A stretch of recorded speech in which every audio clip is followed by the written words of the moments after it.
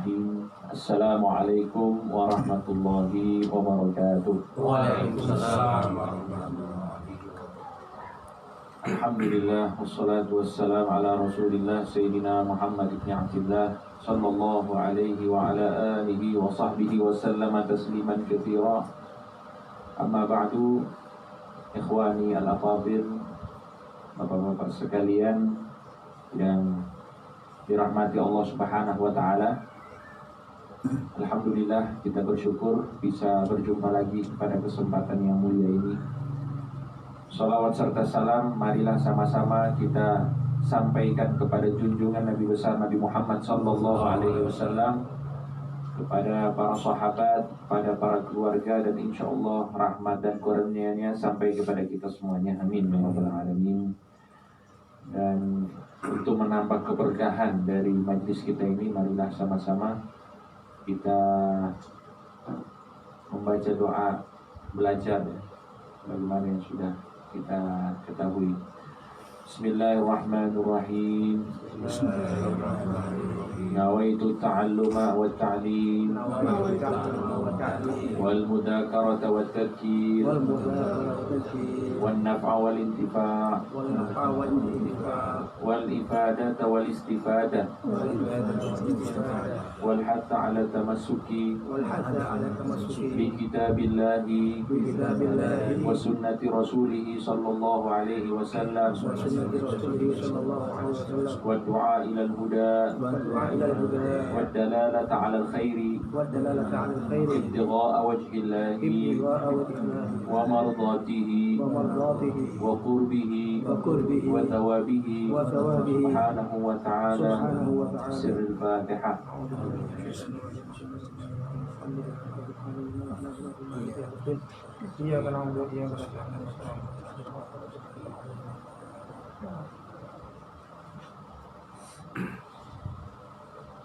قال الحبيب زين بن إبراهيم بن سمين حفظه الله تعالى ونفعنا به وبعلومه وبعلوم سائر الصالحين آمين. وعن أبي هريرة رضي الله عنه مرفوعا: 7 يجري للعبد أجرهن بعد موته وهو في قبره. Disebutkan dalam sebuah hadis di dalam kitab ini, kitab Al-Manhajus Sawi karangan Al-Habib Zain bin Ibrahim bin Ismail. Ada sebuah hadis yang sudah mungkin kita bahas di pertemuan yang lalu terkait amalan yang selalu mengalir pahala amalan tersebut walaupun orang sudah di dalam kuburnya. Ini walaupun dia sudah meninggal, berkat dari amalannya itu tetap mengalir pahalanya kepada dirinya. Kita sudah sebutkan ada hadis yang sudah populer, yaitu 3 hal yang apabila seseorang meninggal maka pahalanya tetap akan dia dapatkan walaupun dia sudah meninggal, yaitu sedekah jariyah atau ilmu yang bermanfaat atau doa anak yang soleh. Dan sudah kita jelaskan bersama juga bahwa yang dimaksud di sini ialah amalan-amalan ini termasuk amalan yang dia adalah sebab adanya amalan tersebut, sehingga dia memperoleh pahalanya walaupun dia sudah meninggal. Tapi lain konteksnya kalau misalnya orang lain ingin menghadiahkan pahala sama dirinya, itu tetap juga mengalir maksudnya. Jadi kalau misalnya ada teman-temannya ingin baca Quran, kemudian bacaan Quran ini pahalanya diniatkan untuk dihadiahkan kepada almarhum atau almarhumah, maka insya Allah sampai juga. Itu konteksnya beda. Nah, ini konteksnya dia menjadi sebab selama hidupnya ini, dia menjadi sebab adanya hal-hal yang manfaat ini. Nah, maka walaupun dia sudah meninggal, manfaat yang dirasakan oleh orang lain ini akan menjadi pahala untuk dirinya walaupun dia sudah di dalam kubur. Itu 3 hal yang disebutkan di dalam hadis. Kalau di dalam hadis ini ada 7 hal. Jadi ada tambahan 7 hal yang apabila dia lakukan di dunia, kemudian manfaatnya itu masih terasa walaupun dia sudah meninggal, maka dia akan tetap mendapatkan pahalanya. Yang pertama, man 'allama ilman. Ini masih ada kaitannya dengan yang tadi, yaitu orang yang mengajarkan ilmu. Mengajarkan ilmu bisa dia dalam konteks formal, ya, di sekolah, di kampus, majelis taklim. Ada juga yang non formal, di rumah dengan istri, dengan anak, sama teman, diskusi agama, itu juga termasuk, selama ilmu itu manfaat. Au ajra nahran, atau dia mengalirkan sungai. Ini dalam konteks manfaat.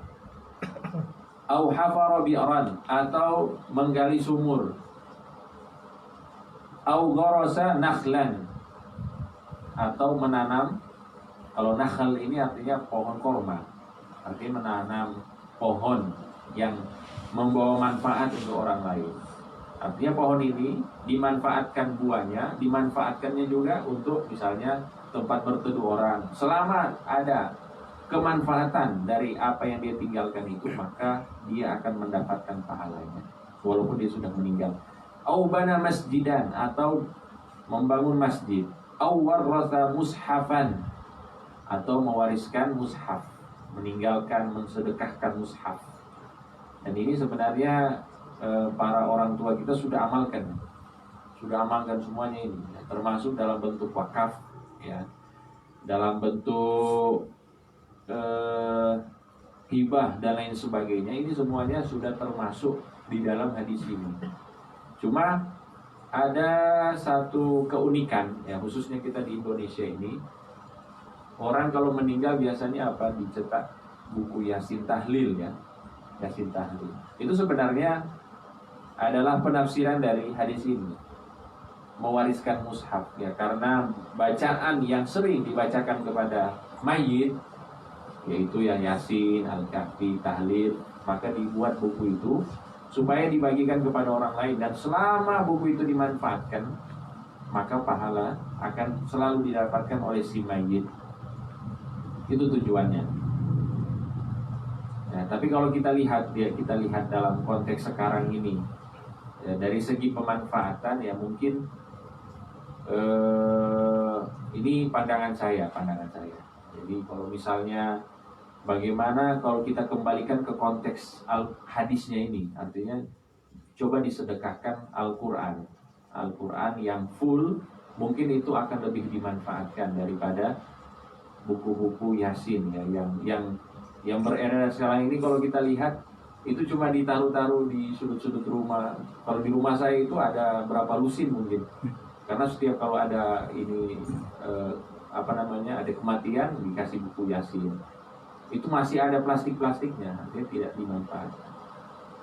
Nah, mungkin silahkan dikasih itu, tapi ditambah dengan mushaf yang diberikan di panti asuhan ataupun di masjid-masjid. Itu insya Allah termasuk sodakoh jariyah, ya, dalam konteks ini. Au taraka waladan yastaghfiru lahu, atau dia meninggalkan anak yang selalu istighfar untuk dirinya. Kalau kita lihat di sini, sebenarnya tidak jauh berbeda dengan apa yang ada di atas tadi. Ini 3 hal itu: sedekah jariyah, ilmu yang manfaat, dan anak yang soleh selalu mendoakannya. Sebenarnya ini adalah turunan dari hadis yang pertama tadi. Cuma kalau di sini lebih dirinci. Kalau sedekah jariyah kan itu umum, nah, maka di sini dirinci. Dan ini kembali lagi, hadis disampaikan di zaman Nabi, dan hal-hal inilah yang paling bermanfaat di zaman Nabi. Tapi kalau kita lihat dalam konteks sekarang, maka hal-hal yang manfaat untuk manusia secara umum, insya Allah itu juga akan bisa menghasilkan pahala.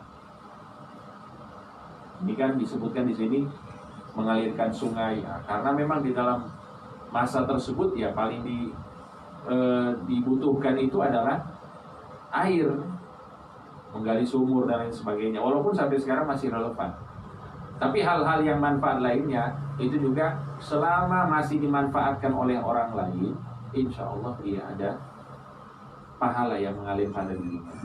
Untuk itu ini ada kaitannya dengan konteks wakaf, ya.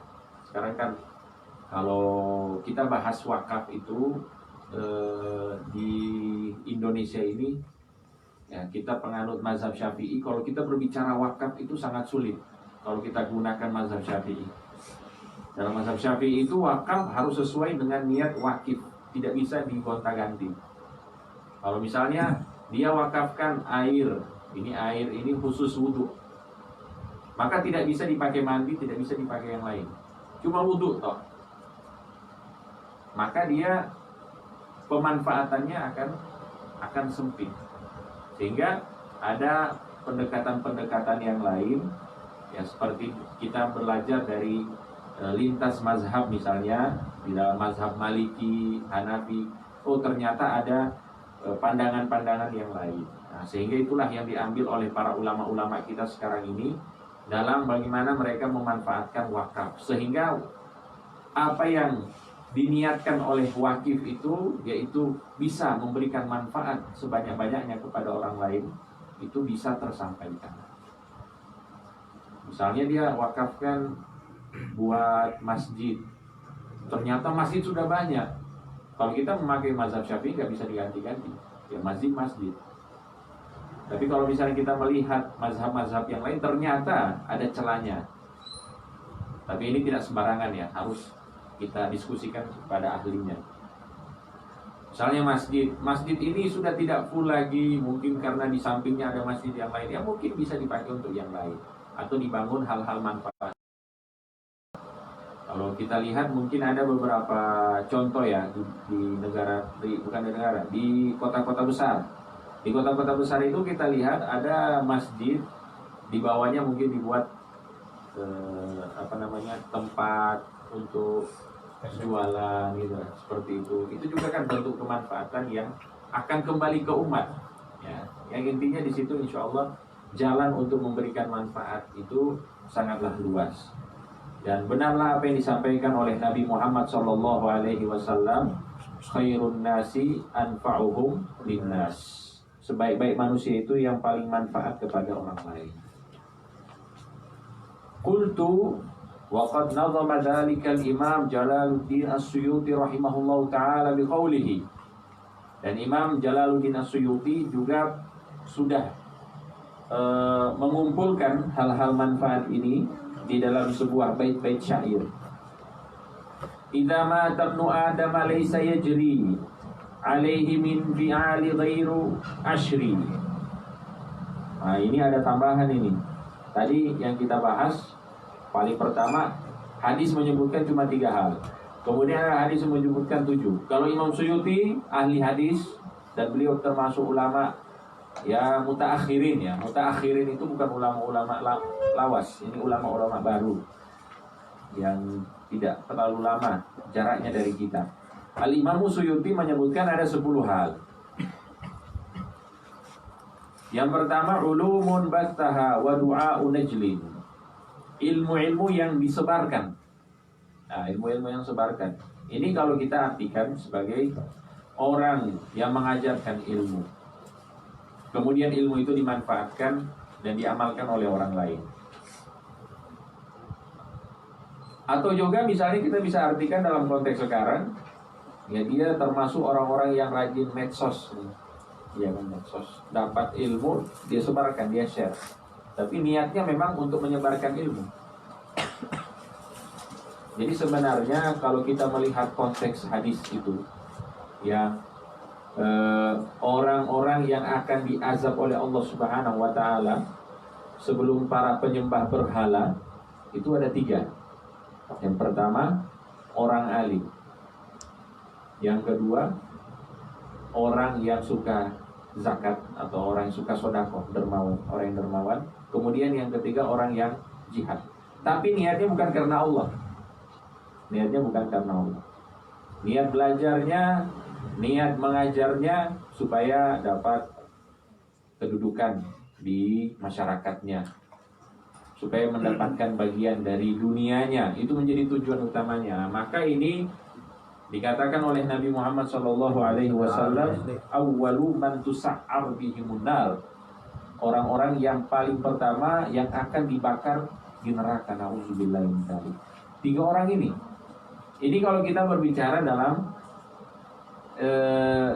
hadis ini, seorang alim kemudian dia tidak meniatkan di dalam belajarnya, di dalam mengajarnya karena Allah Subhanahu wa taala. Ini juga kita bisa artikan sekarang ini orang yang menyebarkan ilmu. Karena kalau ilmu itu Masya Allah mudah ya, tidak seperti dulu. Dulu kita harus mencari ilmu di mana-mana, harus ke sana, harus ke sini. Sekarang kita di rumah pun bisa dapat ilmu. Sambil tiduran pun bisa dapat ilmu ya, dari medsos ini, dari WhatsApp, dari Facebook dan yang lain sebagainya. Kita dapatkan ini ilmu. Kemudian kita punya niat untuk menyebarkannya. Kalau niat kita salah, dikhawatirkan juga kita termasuk hadis ini. Jadi orang alim, dia alim itu kan bukan berarti dia yang tahu segalanya, bukan. Maksudnya dia tahu apa hal yang berkaitan dengan agama-agamanya, walaupun hal-hal tersebut ringan, dia sebarkan ilmunya, tapi niatnya bukan karena Allah. Niatnya supaya dia bilang, mungkin dia ini adalah orang yang alim. Alim dalam bahasa Indonesia itu kan orang yang taat agama. Maka dikhawatirkan juga dia termasuk di dalam hadis ini. Sehingga kita di sini dalam melakukan kebaikan kita harus benar-benar menata niat, ya, menata niat. Apapun yang kita lakukan, ibadah ataupun manfaat yang kita berikan kepada orang lain, insya Allah kita tata niat kita baik-baik supaya kita benar-benar mendapatkan apa yang kita inginkan dari Allah Subhanahu wa taala. Wa du'a'u najlin, dan doa anak. Wa ghursun nakhli, menanam nakhl pohon kurma. Was sadaqatu tajri, dan sedekah yang selalu akan mengalir pahalanya kepada dirinya. Wirathatu mushafin, kemudian memberikan mushaf. Waribatu thagrin, dan ribat. Nah, ribat ini dalam konteks sekarang ini madrasah, majelis ta'lim. Itu insya Allah selama ada itu majelis ta'lim, selama masih ada itu madrasah, ma'had, pesantren dan lain sebagainya, insya Allah pahalanya juga tetap mengalir sama muassisnya. Ini contoh di sini yang dekat ya, Mbah Munawir, luar biasa, santrinya itu berapa. Kemudian itu bayangkan setiap santri doakan. Maka selama tempat itu dimanfaatkan untuk menuntut ilmu, maka pahala juga akan terus mengalir walaupun sudah di dalam kubur. Wa hafrul bi'ri wa ijra'u nahri.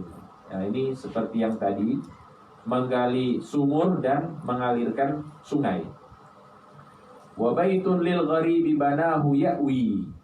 Dan juga misalnya dia membangun rumah khusus orang-orang yang tidak punya rumah.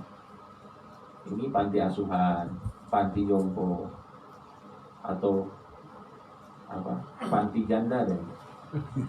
Iya, di beberapa tempat saya lihat ada rumah janda. Nah, itu termasuk mereka misalnya yang butuh tempat tinggal, kita bangun tempat buat mereka ya, secara cuma-cuma. Itu juga selama dimanfaatkan dengan baik, maka dia akan mendapatkan pahala. Ilaihi au bina'u mahalli dzikri, atau membangun tempat-tempat zikir, tempat-tempat sholawat, insyaallah itu juga termasuk. Jamaah sekalian rahimakumullah, wa minal akhbaril waridati fi fadli ta'limi aidan wa hiya katsiratun qauluhu sallallahu alaihi wasallam. Dan termasuk riwayat-riwayat yang menjelaskan kepada kita keutamaan dari mengajar. Banyak sekali, dan termasuk di dalamnya hadis Nabi Muhammad sallallahu alaihi wasallam, innallaha wa malaikatahu wa ahlas samawati wal ard. Sesungguhnya Allah dan para malaikatnya dan seluruh penduduk langit dan bumi, hatta namlatu fi juhriha, sampai semut yang ada di lubangnya, wa hattal hut, sampai ikan yang ada di lautan, la yusalluna ala muallimin nasil khaira, itu selalu mendoakan, selalu bersolawat. Ya, solawat di sini kalau kita artikan makhluk, ya manusia, hewan, tumbuh-tumbuhan. Kalau mereka berdoa artinya, mereka bersolawat artinya berdoa. Tapi kalau malaikat yang bersolawat artinya meminta ampun pada Allah Subhanahu wa taala untuk orang yang mereka solawati. Adapun Allah Subhanahu wa taala bersolawat artinya Allah memberikan rahmat. Di sini disebutkan Allah bersolawat, malaikat bersolawat, penduduk langit, penduduk bumi, semut, ikan-ikan yang ada di laut, semuanya mereka bersolawat kepada muallimin nasil khaira, kepada orang yang mengajarkan kepada umat tentang kebaikan-kebaikan. Jadi hal-hal yang baik yang diajarkan, baik itu adalah yang berkaitan dengan ibadah ataupun muamalah, insya Allah itu mendapatkan sholawat dari masing-masing. Ya, sholawat dari Allah, rahmat, sholawat dari para malaikat, istighfar untuk mereka, dan juga sholawat dari makhluk-makhluk yang lain, yaitu doa untuk muallimin nasil khaira, orang-orang yang mengajarkan kebaikan kepada orang lain. Wa qala sallallahu alaihi wasallam, dan Nabi Muhammad sallallahu alaihi wasallam bersabda, afdhalus sadaqati, sebaik-baik sedekah, an yata'allamal mar'ul muslimu ilman, seorang muslim belajar ilmu, thumma yu'allimuhu akhahu, kemudian diajarkan saudaranya al-muslim. Jadi belajar di sini satu orang dari saudara kita yang awam ataupun teman kita yang awam, apa yang kita dapatkan di dalam majlis apapun, kita ajarkan sama dia, itu termasuk sedekah yang paling baik, kata Nabi Muhammad SAW. Di dalam ini dalam hal ilmu. Tapi kalau dalam hal benda yang kita berikan kepada orang lain, itu termasuk yang disampaikan oleh Nabi Muhammad SAW, bahwa sedekah yang paling afdol itu adalah air yang diberikan kepada orang, atau makanan yang diberikan kepada orang yang lapar. Wa qala alaihi salatu wassalam, dan Nabi Muhammad sallallahu alaihi wasallam bersabda, ajwadukum ba'di, orang yang paling dermawan di antara kalian setelah diriku meninggal atau sepeninggalku, rajulun alima ilman fanasyarah, orang yang tahu ilmu, orang alim, kemudian dia sebarkan ilmunya, yub'atsu yaumal qiyamah umma wahdah, dia itu akan diutus oleh Allah Subhanahu wa taala dengan satu umat. Maksudnya apa? Ini orang alim ini. Orang alim ini kan dia banyak pengikut. Nah, pengikut-pengikutnya ini akan menjadi satu umat khusus. Inilah yang diartikan oleh para ulama, bahwa nanti misalnya Imam Syafi'i itu nanti di belakangnya banyak umat. Imam Malik demikian. Begitu juga dengan ulama-ulama yang lain yang masih menjadi panutan sampai sekarang. Nah, jadi besar sekali keutamaannya, keutamaan mengajar. Kita kan masih dalam belajar insya Allah ini, dan insya Allah setelah itu kita mengajar apapun yang bisa kita berikan dari manfaat kepada orang lain. Wa anil Hasan al-Basri, seorang tabi'in, al-Imam Hasan al-Basri rahimahullah ta'ala, qala, beliau berkata, li'an ata'allama baban minal ilmi fa'u'allimahu musliman ahabbu ilayya min an takuna liyad dunya kulluha fi sabilillah. Ini perbandingan, kata beliau, aku belajar ilmu satu bab ilmu, misalnya fikih toharoh, aku belajar satu bab ilmu, kemudian aku ajarkan satu orang muslim, lebih aku cintai, lebih aku dahulukan daripada aku memiliki seluruh isi dunia ini, kemudian aku sedekahkan di jalan Allah Subhanahu wa taala. Artinya ini keutamaan yang luar biasa. Beliau juga ini bukan ulama kaleng-kaleng lah kalau kata kita ini. Ini ulama Imam Hasan Basri, ulama zahir batin, bukan cuma ulama zahir, tapi ulama batin. Ulama yang benar-benar arif billah, yang benar-benar tahu tentang hakikatnya Allah Subhanahu wa taala. Warada anna Allah taala auha ila Musa, ta'allamil khaira wa'allimhu an-nas fa inni munawwirun li muallimil ilmi wa muta'allimihi quburahum hatta la yastawhishu li makanihim. Nah, ini ada riwayat yang menyebutkan bahwa Allah Subhanahu wa taala mewahyukan kepada Nabi Musa alaihi salam. Ini ada riwayat.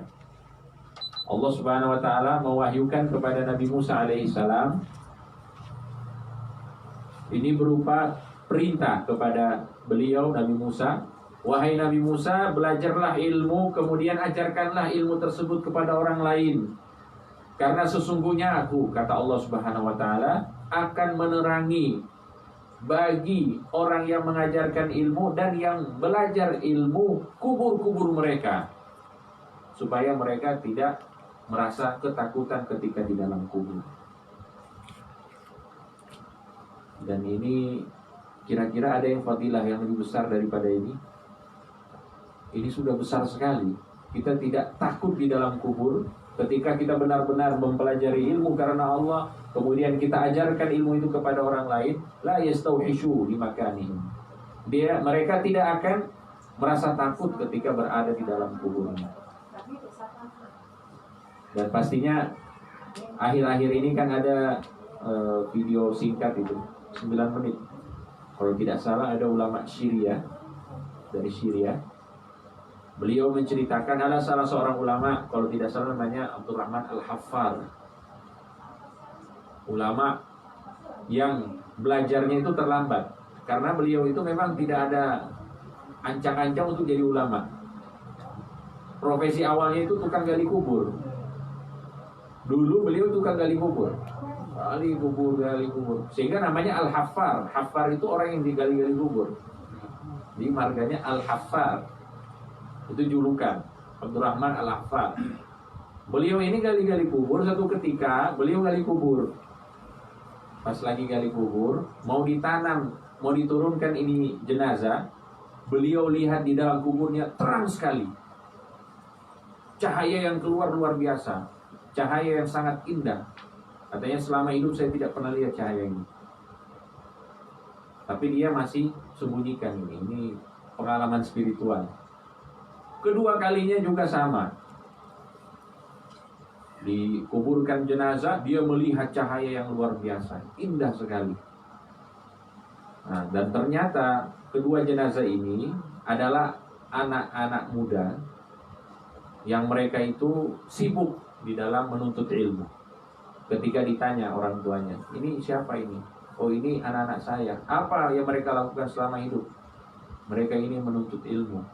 Kemudian mereka ini meninggal, ya intinya meninggal pada saat mereka menuntut ilmu. Sebelum jadi ulama, mereka sudah meninggal, tapi Allah Subhanahu wa taala berikan kemuliaan kepada mereka. Diberikan cahaya yang begitu luar biasa. Semenjak tahu hal itu, ini imam ulama yang besar ini Abdurrahman Al-Haffar, dia bilang, saya tinggalkan cangkul, saya nuntut ilmu. Nah, ini nuntut ilmu lebih menjanjikan ini. Terang kubur, ditinggalkan cangkul, langsung ambil kitab belajar, padahal umurnya mungkin sudah tua. Nah, jadi itulah termasuk contoh ya dari apa yang sudah dilihat ya langsung ini bukan cerita ini ya, hikayat-hikayat yang tidak benar. Ini memang baru ini, mungkin tahun-tahun ya 1800-an lebih lah terjadi hal ini, dan memang adalah pengalaman spiritual dari seorang ulama yang bernama Al-Imam Abdurrahman Al-Haffar. Jamaah sekalian rahimakumullah. Jadi ini insya Allah menjadi penyemangat untuk kita semuanya ya, untuk lebih memperdalam ilmu agama. Kemudian kita berusaha untuk ajarkan ilmu ini kepada orang-orang terdekat kita. Matlab, ini ada sedikit tambahan. Al-awlawiyatu fi ta'lim lil ahli wal awladi wa nahwihim. Ini berbicara tentang prioritas. Sebenarnya sudah sering kita singgung ini. Prioritas dalam mengajar. Siapa yang harus kita ajar sebelum orang-orang lain? Dikatakan al-ahl, keluarga. Keluarga ini ya masuk di dalamnya ya istri, ya anak, ya orang tua, ya saudara. Nah, ini harus kita prioritaskan. Dan ini sesuai dengan hadis Nabi, sesuai dengan firman Allah Subhanahu wa taala, wa anzir ashiratakal aqrabin. Setelah Nabi Muhammad SAW diperintahkan oleh Allah Subhanahu wa taala untuk dakwah, yang jadi prioritas adalah keluargamu. Wa anzir ashirataka. Ashirah itu artinya keluarga dari pihak laki-laki. Itu yang harus engkau prioritaskan wahai Nabi Muhammad SAW. Nah, kita juga begitu. Kita lihat dulu keluarga kita ini udah lurus nggak? Kalau masih banyak yang bengkok ya, fokus dulu ini keluarga. Keluarga terdekat kita bereskan, kita sampaikan kebenaran, kita sampaikan ini ilmu. Mereka terima, alhamdulillah. Mereka tidak terima, ya kita tetap berusaha untuk dakwah. Jangan menyerah, yang penting saya sudah sampaikan. Nah, kalau kayak gitu mungkin ya yang Islam ini sampai sekarang dikit. Kalau Nabi pakai prinsip gitu ya, yang penting saya sudah sampaikan, ya sudah, saya sudah melakukan apa yang sudah menjadi perintah Allah Subhanahu Wa Taala. Bukan seperti itu. Kita kalau misalnya dakwah ya sekali, 2 kali, 3 kali, tetap berusaha. Ya pastinya dengan hal-hal yang menjadi tuntunan Nabi Muhammad SAW. Melihat kemungkaran misalnya, kita lihat, wah keluarga kita ini masih banyak yang melakukan mungkar, banyak yang melakukan maksiat. Jangan kita ingkari kemungkaran dengan kemungkaran baru. Karena ada kaidah dikatakan ingkarul munkar bil ma'ruf wa amruka bil ma'rufi bil ma'ruf wa inkaruka lil munkar bil ma'ruf. Memerintahkan kepada yang ma'ruf, yang baik, ya dengan cara yang baik, dan mengingkari kemungkaran juga dengan yang baik. Jangan ingkarul munkar bil munkar, karena yang terjadi nanti chaos, nanti tidak tersampaikan dakwah. An Ali radhiyallahu taala anhu fi qoulihi taala. Ada tafsiran dari Imam Ali bin Abi Thalib radhiyallahu taala anhu wa karramallahu wajha. Allah Subhanahu wa taala berfirman, "Qu anfusakum wa ahlikum nara." Ini ayat sudah sering kita dengar. Surat At-Tahrim ayat 6. Wahai orang-orang yang beriman, jagalah dirimu dan juga keluarga-keluargamu dari siksa api neraka. Dikatakan, qala allimu anfusakum wa ahlikumul khair. Ajarkanlah diri kalian, artinya belajarlah kalian, kemudian keluarga-keluarga kalian tentang kebaikan, kebaikan dunia dan kebaikan akhirat. Jadi ini tafsir dari ayat ini. Bagaimana cara kita menjaga anak, menjaga istri, keluarga kita, dan juga menjaga diri kita? Belajarlah dan ajarkanlah mereka. Ini termasuk cara kita untuk bisa selamat insyaallah dunia akhirat. Ma yanjuna bihi minan nar. Sesuatu yang baik yang akan membuat mereka selamat dari siksa api neraka. Kalau dalam cerita-cerita para ulama terdahulu itu, mereka yang menghadiri majelis-majelis ta'lim. Kemudian mereka bawa anak-anak mereka supaya melihat para ulama. Itu juga termasuk cara untuk mendidik anak-anak dan mengajarkan kepada mereka akhlak, ilmu dan lain sebagainya. Kalau sekarang mungkin lebih mudah begini ya, lebih mudah mungkin. Bapak-bapak di sini kan kalau yang sudah berkeluarga itu di rumah itu kan mungkin kalau kita mengajar itu agak sulit ya. Ngajar istri itu sulit. Benar kan? Lebih mudah ngajar orang lain daripada ngajar orang dekat gitu. Yang formal itu nanti ya bercanda lagi ya kan. Lagi serius-serius membahas, ternyata ya diajak bercanda. Mungkin kita arahkan mereka untuk misalnya ya pagi-pagi nonton ceramah. Nah, itu juga termasuk cara.